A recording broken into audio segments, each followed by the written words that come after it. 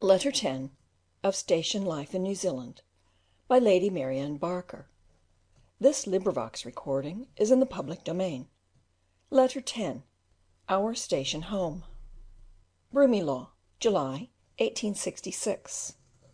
We are now in midwinter, and a more delicious season cannot well be imagined.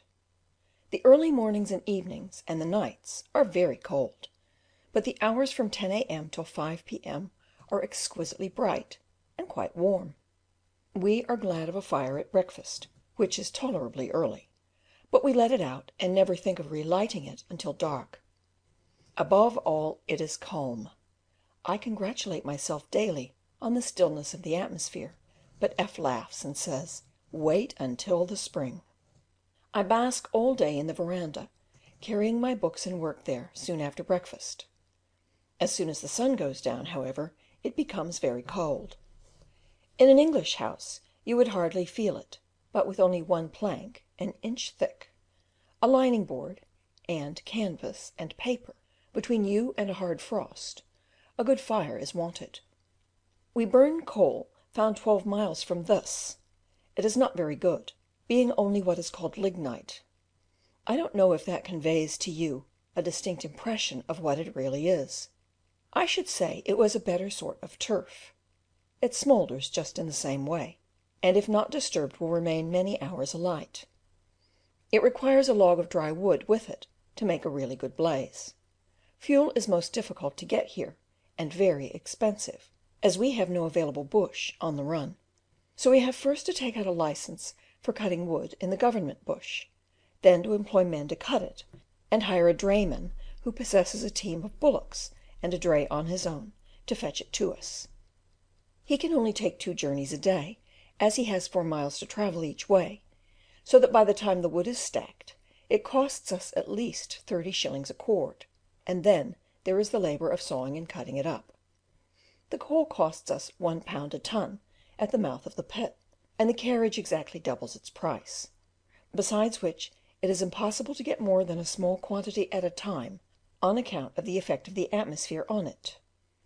Exposure to the air causes it to crumble into dust, and although we keep our supply in a little shed for the purpose, it is wasted to the extent of at least a quarter of each load. We are unusually unfortunate in the matter of firing.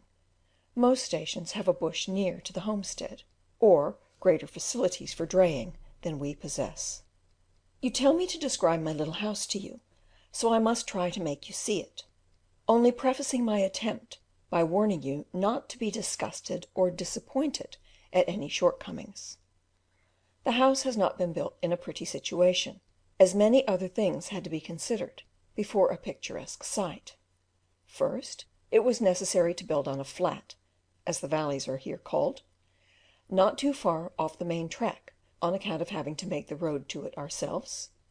The next thing to be thought of was shelter from the northwest wind. Then the soil must be fit for a garden, and a good creek or brook, which would not go dry in the summer, close at hand. At present everything out of doors is so unfinished that the place looks rather desolate, and it will be some years before our plantations can attain a respectable size, even allowing for the rapid growth in this climate. The first step is to obtain shelter from our enemy the nor'wester, and for this purpose we have planted quantities of broom in all directions. Even the large beds for vegetables in the garden have a hedge of Cape broom on the exposed side. Fortunately, the broom grows very quickly in spite of the wind, and attains to a luxuriant beauty rarely seen in England. We have put in many other trees, such as oaks, maples, etc., but not one is higher than this table, except a few poplars. The ground immediately outside the house has been dug up, and is awaiting the spring to be sown with English grass. We have no attempt at a flower garden yet, but have devoted our energies to the vegetable one, putting in fruit trees, preparing strawberry and asparagus beds, and other useful things.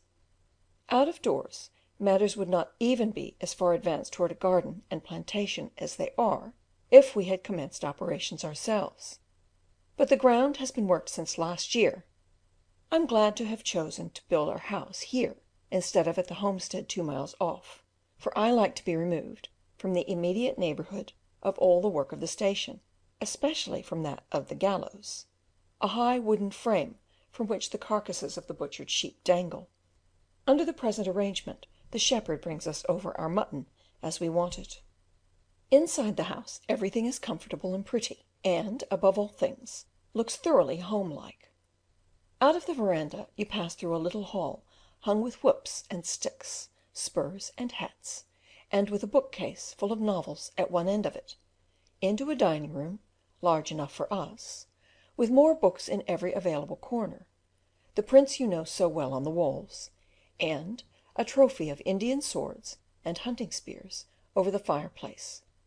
This leads into the drawing room, a bright, cheery little room, more books and pictures, and a writing table in the oriel. In that tall white classical shaped vase of Minton's, which you helped me to choose, is the most beautiful bouquet, made entirely of ferns.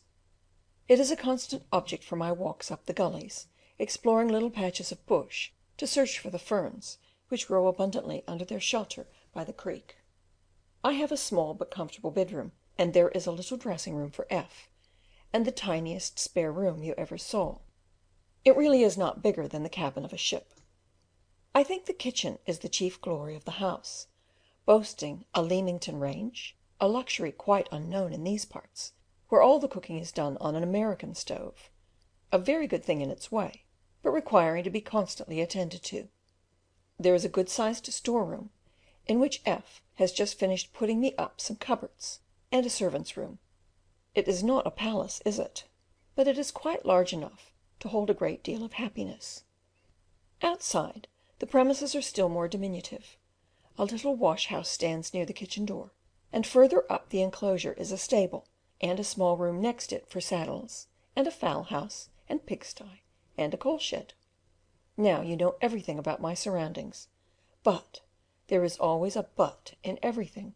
I have one great grievance, and I hope you will appreciate its magnitude. It was impossible for F to come up here when the house was first commenced, and the wretch of a builder deliberately put the drawing and dining room fireplaces in the corner right up against the partition wall, of course utterly destroying the comfort as well as the symmetry of the rooms. I am convinced some economy of bricks is at the bottom of this arrangement, especially as the house was built by contract, but the builder pretends to be surprised that I don't admire it, and says, "Why, it's so uncommon, mum." I assure you, when I first saw the ridiculous appearance of the drawing room pier glass in the corner, I should like to have screamed out at the builder, like the Queen in Alice in Wonderland, "Cut off his head." When we were packing up the things to come here, our friends expressed their astonishment at our taking so many of the little elegancies of life, such as drawing room ornaments, pictures, etc. Now, it is a great mistake not to bring such things, at all events a few of them, for they are not to be bought here, and they give the new home a certain likeness to the old one, which is always delightful. I do not advise people to make large purchases of elegancies for a colonial life, but a few pretty little trifles will greatly improve the look of even a New Zealand up country drawing room. You have asked me also about our wardrobes. Gentlemen wear just what they would on a Scotch or English farm. In summer they require perhaps a lighter hat, and long rides are always taken in boots and breeches. A lady wears exactly what would be suitable in the country in England, except that I should advise her to eschew muslin. The country outside the home paddock is too rough for thin material.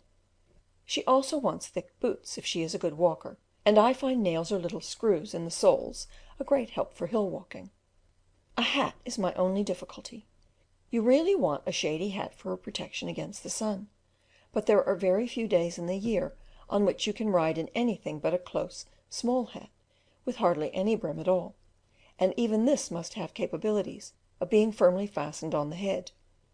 My nice, wide-brimmed Leghorn hangs idly in the hall. There is hardly a morning still enough to induce me to put it on even to go and feed my chickens, or potter about the garden. This being winter, I live in a short linsey dress, which is just right as to warmth, and not too heavy. It is a mistake to bring too much. A year's supply will be quite enough. Fresh material can easily be procured in Christchurch, or any of the large towns, or sent out by friends. I find my sewing machine the greatest possible comfort, and, as time passes on and my clothes need remodelling, it will be still more useful. Hitherto I have used it chiefly for my friends' benefit. Whilst I was in town I constantly had little frocks brought to me to tuck, and here I employ it in making quilted cloth hats for my gentlemen neighbours. Letter